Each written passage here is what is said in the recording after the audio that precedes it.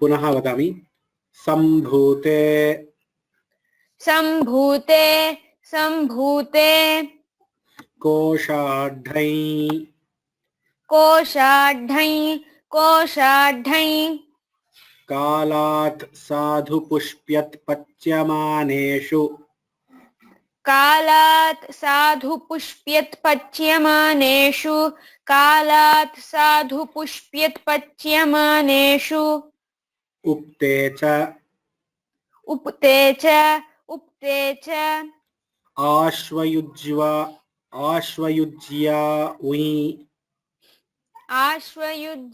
उई आश्वयुज्यावुई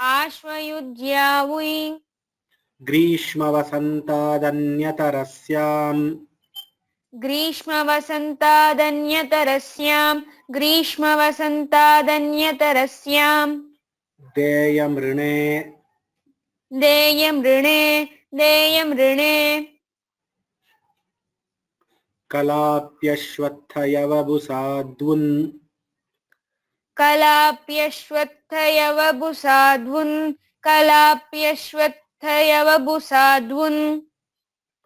ग्रीष्मावरसमाद्वुन् उई ग्रीष्मावरसमाद्वुई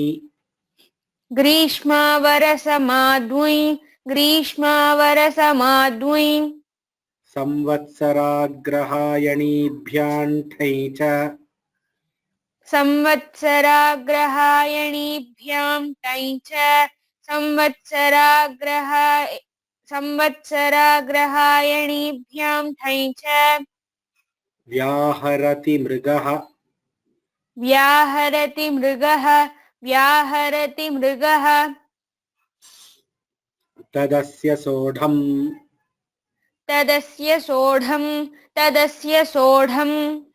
तत्र भवः तत्र भवः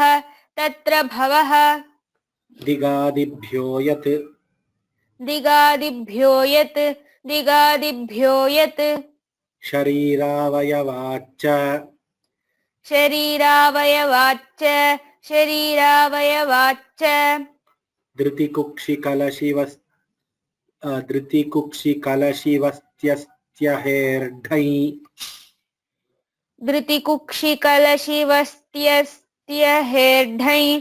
धृतिकुक्षिकलशिवस्त्यहेर्ढै उत्तमम् ग्रीवाभ्योञ्च ग्रीवाभ्योञ्च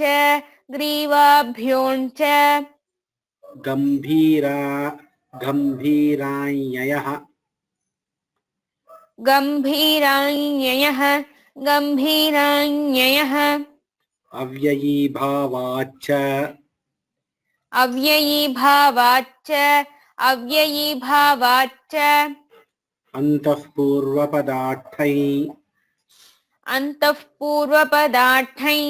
अन्तःपूर्वपदार्थै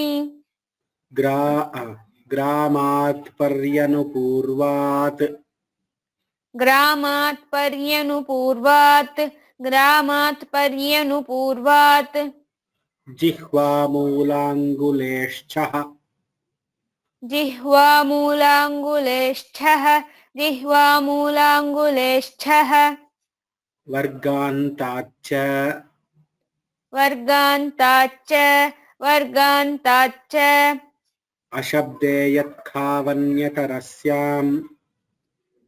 अशब्दे यत्खावन्यतरस्याम् कर्णललाटात् कनलङ्कारे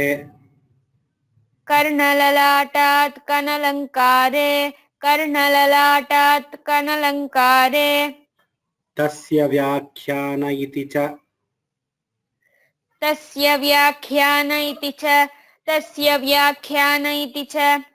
व्याख्यातव्यनाम्नः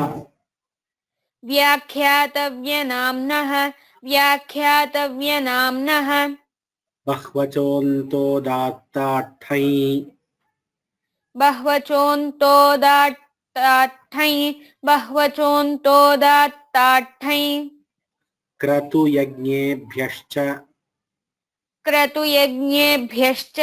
क्रतुयज्ञेभ्यश्च अध्यायेष्वभिधीयते अध्यायेष्वेवर्षेः अध्यायेष्वे वर्षेः अध्यायेष्वे वर्षेः पुरोडाशपुरोडाशाठ्ठन् पौरोडाशपुरोडाशात्ष्ठन् पौरोडाशपुरोडाशात्ष्ठन् छन्दसो यदणौ छन्दसो यदणौ छन्दसो यदणौ द्व्यच् हाँ द्व्यज्ऋत् द्व्यज् द्व्यज्ऋत् ऋत् द्व्यच् ऋत् ब्राह्मण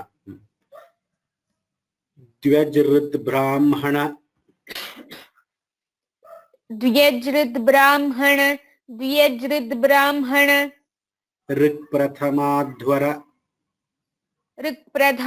ऋक्प्रथमाध्वर ऋक्प्रथमाध्वर पुरश्चरणनाम पुरश्चरणनाम पुरश्चरणनाम आख्यातात् ठक् आख्याताट्ठक् आख्याताट्ठक् अनृगयनादिभ्यः अनृगयनादिभ्यः अनृगयनादिभ्यः उत्तमं तत आगतः तत आगतः तत आगतः ठगायस्थानेभ्यः ठगायस्थानेभ्यः ठगायस्थानेभ्यः शुण्डिकादिभ्योऽण् शुण्डिकादिभ्योऽण् शुण्डिकादिभ्योऽण् विद्यायोनिसम्बन्धेभ्यो वि विद्यायोनिसम्बन्धेभ्यो वि विद्यायोनिसम्बन्धेभ्यो वि ऋतष्ठै ऋतष्ठैं ऋतष्ठैं पितुर्यच्च पितुर्यच्च पितुर्यच्च गोत्रादङ्कवत् गोत्रादङ्कवत् गोत्रादङ्कवत् हेतुमनुष्येभ्योऽन्यतरस्यारूप्यः हेतुमनुष्येभ्योऽन्यतरस्यां रूप्यः हेतुमनुष्येभ्योऽन्यतरस्यां रूप्यः धन्यवादः धन्यवादः उत्तमरीत्या उक्तवती वैष्णवी भगिनी हाँ इदानीं ये केऽपि वक्तुम् इच्छन्ति कृपया चाट् द्वारा सूचयन्तु तान् आह्वयामि वक्तुं शक्यते people who want to recite please enter in the chat say I want to recite so you can just say Ram Ram I will call your name Tarjani महोदय अहं तृतीयाध्याय द्वितीयः पाद 41 onwards वक्तुम् इच्छामि अवश्यं वदतु 20 सूत्राणि वदतु 20 नास्ति 41 सूत्र after 41 okay from 41 you can tell 20 sutras that's what I meant yes okay सर्वयोर्दारिसहोः सर्वकुलाभ्रकरीशेषु कषः मेघर्ति भयेषु प्रियः क्षेमप्रियमद्रेण च आशिते भुवः करणभावयोः संज्ञायां भृतृव्रजिदारिसहितपिदमः गमश्च अन्ताद्यन्ताध्वदूरपार सर्वानन्ते षुडः आशिषिहनः अपे क्लेशतमसोः कुमारशीर्षयोर्निनिः लक्षणे जायापत्योष्टक अमनुष्यकर्तृके च शक्तौ हस्तिकपाटयोः पाणिघटाढघौशिल्पिनि आद्यसुभगस्फूलपलितनग्नान् दप्रियेषु त्व्यर्थेष्वच्चोक्रिणः करणेख्युन् कर्तरि भुवः खिष्णुच्छुकयो स्पृशोऽनुदके क्विन् ऋत्विग्ददृक्स्रग्दिगुष्णिजिकृञ्चाञ्च यदादृशदृशो नालोचने कैच सत्सु द्विषदुह स्वत्सु द्विषद्रुह दुह युज विद विदच्छिदजनी राजामुपसर्गे पिक्विप धन्यवादः। Thank you. धन्यवादः। कल्याणी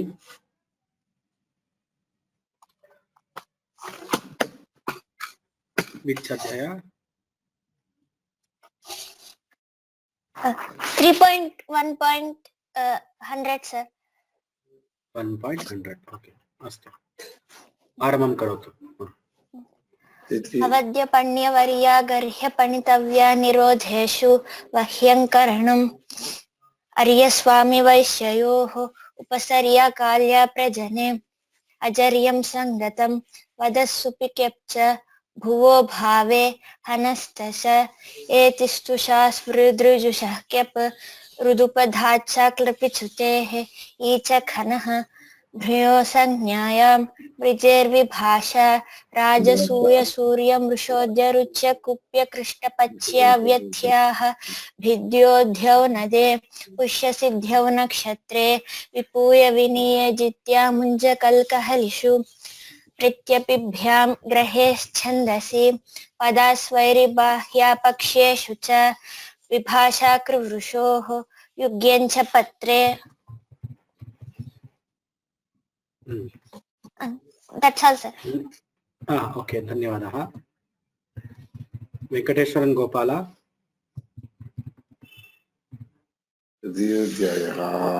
नमस्कारं सर। चतुर्थाध्याये द्वितीयः पादः 41 to 61 कवचिनश्च ब्राह्मणमाणववाडवाद्यन् ग्रामजनबन्धुसहायेभ्यस्तल अनुदात्तादेरण्य कण्डिकादिभ्यश्च चरणेभ्यो धर्मवत् अचित्त हस्तिदेनोष्टक केशाश्वाभ्यां यच्चावन्यतरस्य पाशादिभ्यो यः कलगोरथाद् इनित्रकट्य पच्चश्च विषयो देशे राजन्यादिभ्यो वै वैरिक्याद्यशु भौरिक्याध्यै सुखाद्यादिभ्यो विदल्भनौ स्तोस्यादिरिति छन्दसः प्रगातेषु संग्रामे प्रयोजनयो ध्रुभ्यः तदस्यां प्रहरणमिति क्रीडायां नः सास्यां क्रियेति यः तदाधीते तद्वेद ऋतोक्ता विसूत्रान्ताठक क्रमादिभ्यो गुण। धन्यवादः। माधवी भगिनी Madhavi Ram Mahodaya, I want to start from 4.3.1. अस्तु।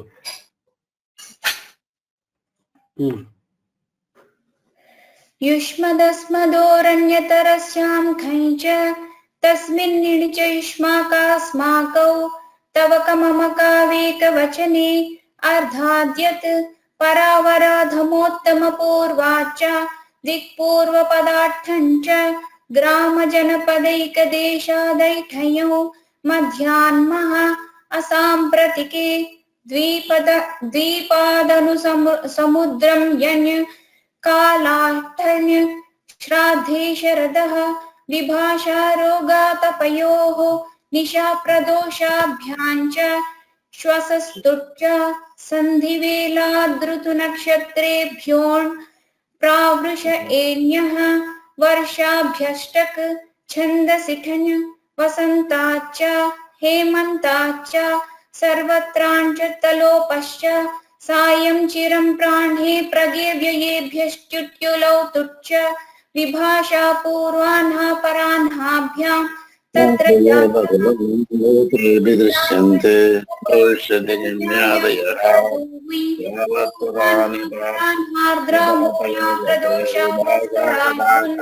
पतन्पन्त च अमावास्यायाव अच सिन्ध्वपकराभ्यां तन् अनयौ च त्रदिष्टा फल्गुन्यनुराधा स्वातिथिश्य पुनर्वसु हस्तविशाखाषाढा बहुलालुक स्थानान्त गोशाला खरशाला च वत्सशाला बिजिदश्वयुक् शतभिषजो वा नक्षत्रेभ्यो बहुलम् कृतलब्धकृतकुशलाः प्रायभवः उपजानोपकर्णोपनिवेष्टक सम्भूते। धन्यवादाः. Anybody else who want to chant? Ramakrishna, Namaste Mahadaya. Ramakrishna. My name is written as Ramachandran Srinivasan, like that. I'm Ramakrishna Srinivasan. In all other places it is correct, but in this name list, I find my name Ramachandran Srinivasan. You are now S. Ramakrishnan, no, sir? Yes, sir. Yes, Ramakrishnan Srinivasan. That is the usual name, and it is appearing everywhere like that. But in this list, I find Ramachandran. The list, that chat list. Chat list. See, I am not creating that list. Whatever you enter email ID, it is coming there. Yes. You must have. You must have logged in from 2 systems, I think. No, okay, now sir, I am chanting, sir. Chanting. Yes, yes, all other things are okay. Tritiya Padaha, 1 to 20, sir. Okay. Punadayo Bahulam Bhute Vidisyante Bhavishyadi Gamyadayaha Yavat Pura Nipadayor Late Vibhasha Kadakarhyoho Kimbrite Lipsayam Lipsamana Siddhaucham Lodartha Lakshanecham Lingchordva Mohutike Thamannulo Kriyayam Kriyarthayam Bhava Vachanascham Ankarmanicham Lutcheshecham Litasadva Anatyathane Lute Padaruja Vishasprashogaim Sristire Bhave Akartari Chakarake Samyayam Parimana Kyayam Sarvebhyam Inyascham Vapasargervaham Samayudrudvaham Srini Bhuvonupasarge Vaushru Shruvaham Avodorniyaham Predrustru Shruvaham Nerabhyo Pulvoho Unyorgraham Kridhamye Yajne Samistuvaham Prestro Yajne Prathane Vavashabde Chandonam Nicham Udigraham Samimrishtau Parinyor Nirnor Dyuda Bheshayoho Paravanapatyayinaham Vipayot Pariyayem Hastadhane Cherastheyem Nivasa Chidi Shariropasamadhanesh Vades Chakaham Tavadevat Madhya. Dhanyavadaha. Pragun Vihan.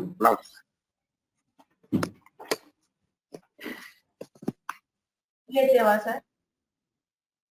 Which chapter? Ram, sir. Sir, Tridhyadhyayasya Prathama Pada.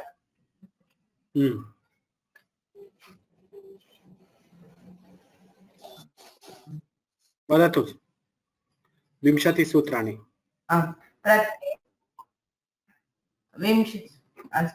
प्रत्ययः परश्च आदितातश्च अनुदातौ सुप्रितौ गुप्तिष्ठिभ्यस्सं मान वददाञ्चान् दीर्घश्चाभ्यासस्य धातो कर्मण समानकर्तृका काम्यश्च उपमानादाचारे कर्तृक्यं च लोपश्च भृतिभ्यो व्यक्तेर् च लोपश्च हरः लोहितादिराद्यक्यश कटाय क्रमणे कर्मणो रोमन्ततपोभ्यां वर्तिचरोः बाष्पोष्वभ्यामुद्वमने शब्दवैरकलहाव्रकण्वमेकेभ्यः करणे सुखादिभ्यः कर्तृवेदनायां नमो वरिवश्चित्तनह्यच पुच्छभाण्डचीवराणिङ् मुन्नमिश्लक्ष्ल मुण्डमिश्रश्लवणव्रतवस्त्रहलकलकृततो सेभ्यो णिच सातो रेकाचो हलादे क्रियासमभिहारेयङ् लुपतदतरदपददहदहृभ्यो भावकर्रायाम् नित्यं कौटिल्ये नित्यं कौटिल्ये गतौ नित्यं कौटिल्येगतो लुपसः लुपसदतरदपदहदहृभ्यो भावकर्रायाम्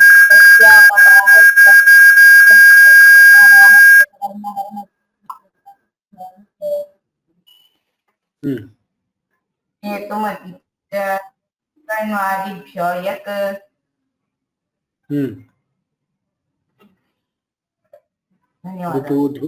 धन्यवादः अस्तु so we'll continue the class tomorrow. Today some problem was there, so I couldn't log in at 5 o'clock exactly. Apologies for the delay in logging in. So definitely, if class is not there, I will definitely communicate somehow. Otherwise, even if it is 5-10 minutes late, please hold on. Don't exit the class before 5:10. धन्यवादः. येनात्मकमाम्नायमधिगम्य महेश्वरात् कृष्णम्यवकरणं प्रोक्तं तस्मै पाणिनये नमः. Ram Ram Ram, Sarvebhyah Ram Ram Ram. Thank you for all those who chanted today. Looking for many other people. If they can chant tomorrow, I will be very happy. Ram Ram.